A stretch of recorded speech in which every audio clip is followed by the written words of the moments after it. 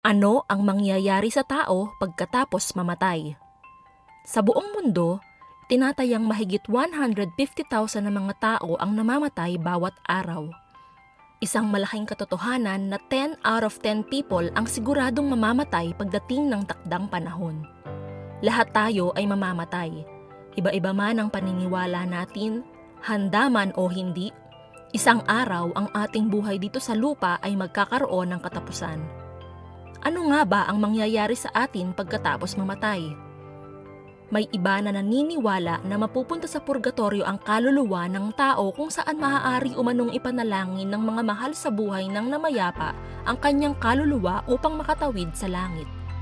Ang iba naman ay naniniwala sa reincarnation kung saan sila raw ay maaaring maging paru-paro, ibon, uod at kung ano-ano pa sa susunod nilang buhay. Mayroon ding naniniwala sa soul sleep kung saan natutulog lang daw ang kaluluwa hanggang sa muling pagkabuhay at final judgment. Samantalang ang iba ay naniniwala na pagkatapos mamatay ay nagpapagala-gala lang ang kaluluwa ng tao sa mundo.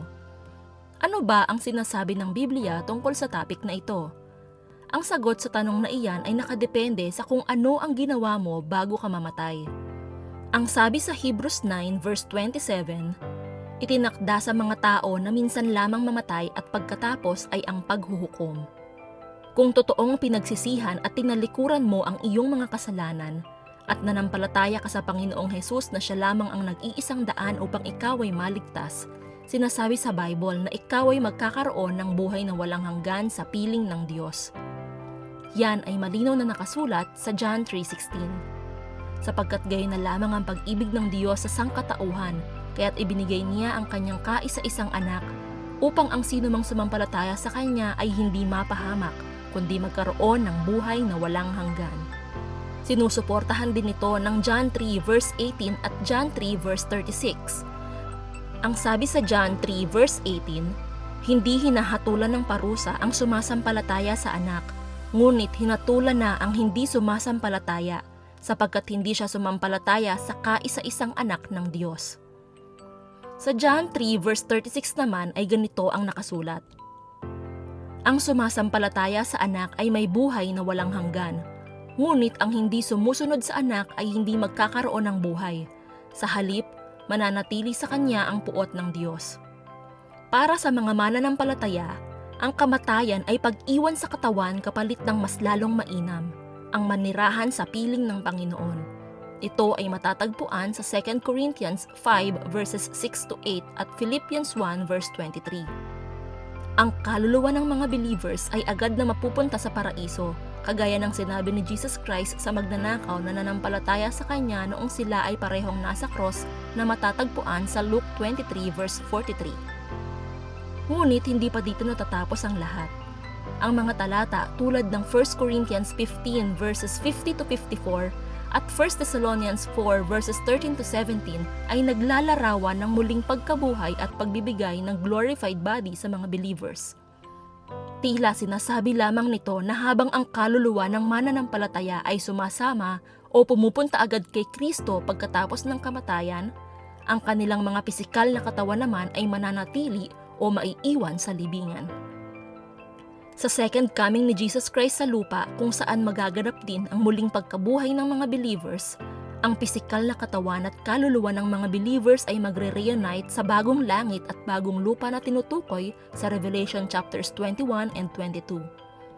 Ngayon naman ay talakayin natin kung ano ang mangyayari sa mga namatay ng unbelievers o hindi sumampalataya kay Hesukristo. Para naman sa mga taong namatay na ngunit hindi sumampalataya kay Jesus Christ bilang Panginoon at tagapagligtas, ang kamatayan ay nangangahulugan ng walang hanggang kaparusahan at pagdurusa.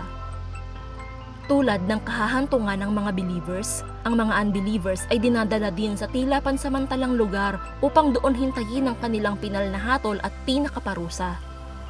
Ito ang pinagdalhan sa mayamang tao nang siya ay mamatay na mababasa natin sa Luke chapter 16, samantalang si Lazaro naman nang mamatay ay sa piling ni Abraham napunta.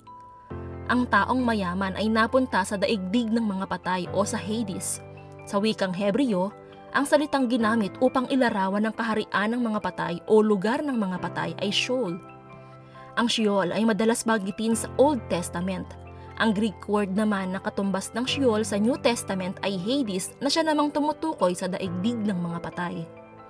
Ngunit tulad ng una kong nabanggit, nahihirapan at nagdurusa na rin ang kaluluwa ng mga taong naroroon ngayon, tulad ng inilarawan sa Luke chapter 16 sa taong mayaman na napunta doon.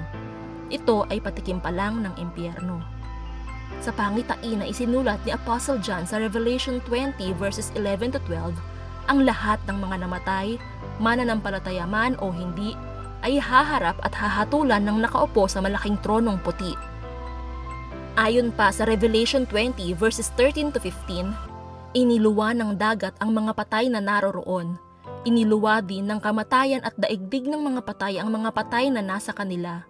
Hinatulan ang lahat ayon sa kanilang mga ginawa. Pagkatapos ay itinapon din sa lawa ng apoy ang kamatayan at ang daigdig ng mga patay. Ang lawa ng apoy ang pangalawang kamatayan. Ang sino mang hindi nakasulat ang pangalan sa aklat ng buhay ay itinapon sa lawa ng apoy. Bagamat ang mga unbelievers ay hindi agad-agad itatapon sa impyerno o sa lawa ng apoy pagkatapos nilang mamatay, hindi pa rin kaaya-aya ang pagdadalhan sa kanila pagkatapos ng kanilang unang kamatayan. Balikan natin ang sinabi ng mayaman sa Luke 16 verse 24. Kaya't sumigaw siya, "Amang Abraham, maawa po kayo sa akin. Utusan po ninyo si Lazaro na isawsaw sa tubig ang dulo ng kanyang daliri at basain ang aking dila, dahil ako'y nahihirapan sa apoy na ito." Sa makatuwid, pagkatapos ng unang kamatayan, ang isang tao ay maninirahan sa isang pansamantalang langit o impyerno. Sa huling muling pagkabuhay, ang walang hanggang patutunguhan ng isang tao ay hindi magbabago. Ang mga believers ay sa bagong langit at bagong lupa mapupunta kagaya ng nakasulat sa Revelation 21 verse 1, samantalang ang mga unbelievers naman ay itatapon sa impyerno o sa lawa ng apoy. Ganito ang magiging wakas at patutunguhan ng bawat tao.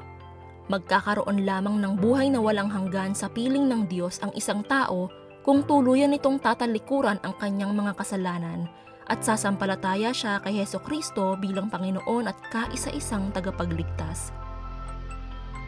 Maniwala ka man o hindi, ang sigurado ay may katapusan ang buhay dito sa mundo. Hindi mo ito kayang pigilan dahil hindi tayo ang may kontrol sa buhay natin kundi ang Diyos lamang. Ating tandaan na ang kamatayan ay hindi dulo ng kalsadang nilalakaran mo. Para sa mga believers, ito ang pintuan patungo sa langit at katapusan sa lahat ng paghihirap dito sa lupa.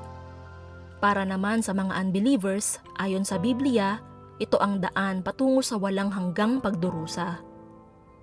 Nag-iisa lang ang buhay at kung ano ang ginawa o gagawin mo bago bawiin ng Diyos ang iyong nag-iisa at maikling buhay, ang siyang magdedetermine kung ano ang sasapitin mo pagkatapos mong mamatay.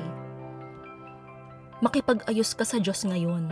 Pagsisihan at talikuran mo ang lahat ng iyong mga kasalanan. Manampalataya ka kay Jesus bilang nag-iisang Panginoon at tagapagligtas bago pa mahuli ang lahat.